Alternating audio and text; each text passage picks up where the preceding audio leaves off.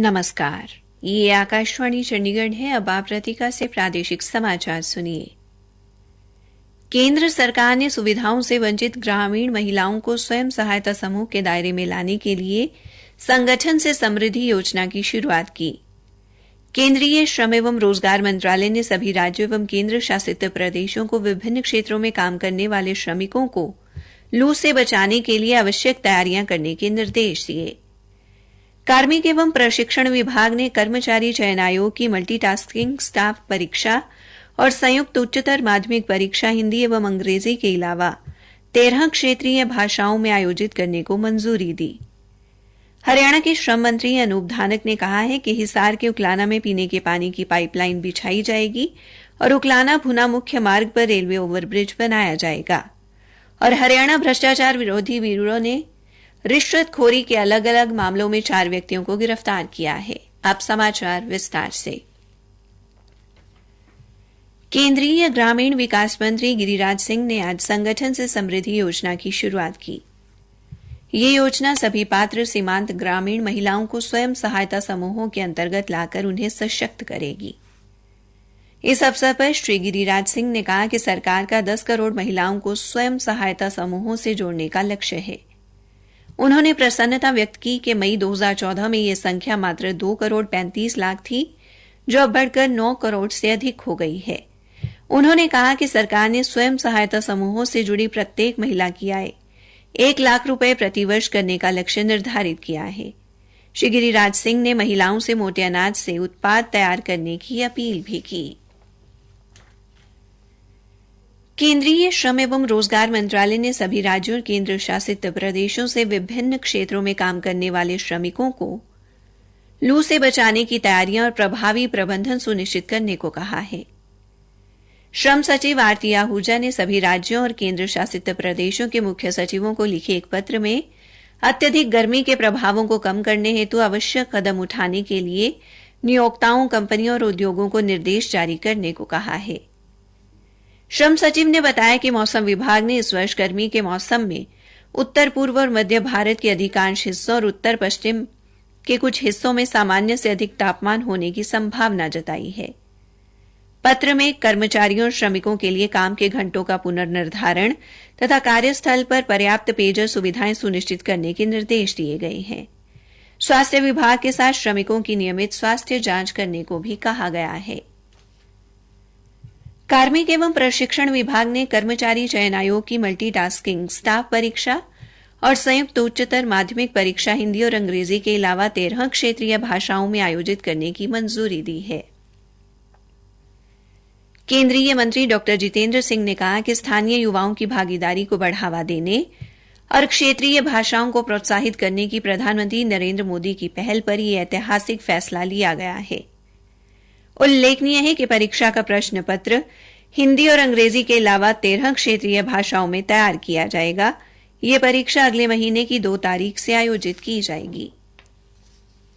अब सुनिए आकाशवाणी पर प्रधानमंत्री के लोकप्रिय कार्यक्रम मन की बात पर आधारित विशेष श्रृंखला। आज की कड़ी का विषय है आत्मनिर्भर भारत। आकाशवाणी पर यह सिलसिला इस महीने यानी अप्रैल में 100वीं कड़ी के साथ जारी रहेगा। इस विशेष मौके पर मन की बात कार्यक्रम से प्रधानमंत्री के चुनिंदा संबोधनों को फिर प्रस्तुत किया जा रहा है। इस विशेष कार्यक्रम की 68वीं कड़ी में पेश है प्रधानमंत्री के लीक से हटकर विचार, जिसमें उन्होंने आत्मनिर्भर भारत पर अपने विचार साझा किए। अतीत में भारत को सोने और धन की भूमि के रूप में जाना जाता था। भारत की समृद्धि तब काफी हद तक अपने उत्पादों और कृषि उपज पर आत्मनिर्भरता के कारण थी। भारत की दौलत दुनिया भर में जानी जाती थी। प्रधानमंत्री नरेंद्र मोदी ने कार्यभार संभालने के बाद देश का गौरव बढ़ाने और आत्मनिर्भरता के आधार पर नई बुलंदियां छूने की दिशा में कार्य किया।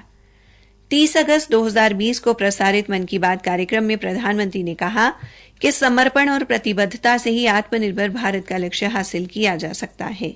उन्होंने कहा, आज जब हम देश को आत्मनिर्भर बनाने का प्रयास कर रहे हैं, तो हमें पूरे आत्मविश्वास के साथ आगे बढ़ना है। हर क्षेत्र में देश को आत्मनिर्भर बनाना है असहयोग आंदोलन के रूप में जो बीज बोया गया था, उसे अब आत्मनिर्भर भारत के वटवृक्ष में परिवर्तित करना हम सबका दायित्व है।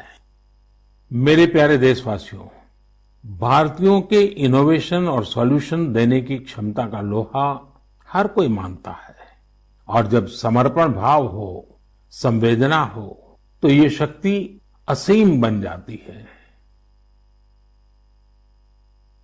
प्रादेशिक समाचार आकाशवाणी चंडीगढ़ से प्रसारित किए जा रहे हैं।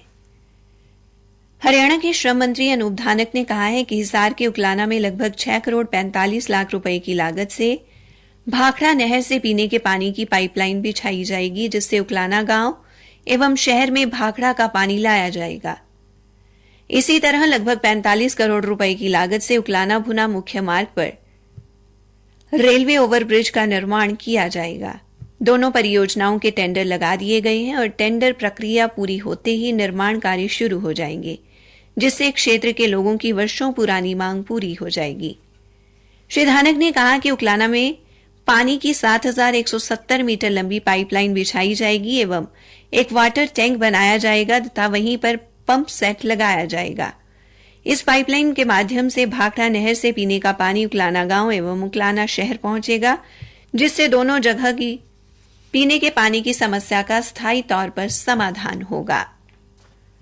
हरियाणा के मुख्यमंत्री मनोहर लाल ने प्रशासनिक सचिवों को अंबाला लोकसभा क्षेत्र के अंतर्गत पड़ने वाले सभी विधानसभा क्षेत्रों में लंबित विकास परियोजनाओं की प्रगति संबंधी रिपोर्ट आगामी 15 दिनों में प्रस्तुत करने के निर्देश दिए हैं। मुख्यमंत्री आज अंबाला लोकसभा क्षेत्र के जनप्रतिनिधि एवं प्रबुद्ध व्यक्तियों और विभिन्न विभागों के प्रशासनिक सचिवों के साथ विशेष बैठक की अध्यक्षता कर रहे थे। लगभग 4 घंटे तक चली इस बैठक में प्रबुद्ध व्यक्तियों ने विकास परियोजनाओं एवं सरकारी योजनाओं के जमीनी स्तर पर क्रियान्वयन संबंधी कठिनाइयों की जानकारी दी। बैठक में गृह मंत्री अनिल विज और स्कूली शिक्षा मंत्री कंवरपाल भी उपस्थित थे। मुख्यमंत्री ने अधिकारियों को मंडियों में गेहूं का तोल होते ही कम से कम समय में उसका उठान सुनिश्चित करने के निर्देश दिए। हरियाणा भ्रष्टाचार विरोधी ब्यूरो ने रिश्वतखोरी की 4 अलग अलग शिकायतों पर कार्रवाई करते हुए एक सहायक लाइनमैन, नायब मैजिस्ट्रेट के रीडर और अहलमद तथा सेवानिवृत्त कानूनगो सहित 4 आरोपियों को 40,000 रुपए की रिश्वत लेते हुए गिरफ्तार किया है। ब्यूरो के प्रवक्ता ने बताया कि आरोपियों को सोनीपत, फरीदाबाद और जींद जिले से गिरफ्तार किया गया। गिरफ्तार किए गए आरोपियों में सोनीपत के उपमंडल बहालगढ़ में तैनात लाइनमैन लवकुश, फरीदाबाद में अहलमद के पद पर तैनात क्लर्क सुमित एवं रीडर हंसराज तथा जींद के सेवानिवृत्त कानूनगो रामदया का नाम शामिल है। आरोपियों पर भ्रष्टाचार निवारण अधिनियम और भारतीय दंड संहिता की संबंधित धाराओं के तहत मामले दर्ज किए गए हैं और आगे की जांच जारी है। हरियाणा सरकार द्वारा कल चंडीगढ़ स्थित हरियाणा सिविल सचिवालय में रक्तदान शिविर का आयोजन किया जाएगा। मुख्य सचिव कार्यालय द्वारा इस संबंध में पत्र जारी कर हरियाणा सिविल सचिवालय के कर्मचारियों को सूचित किया गया है और रक्तदान करने की अपील की गई है।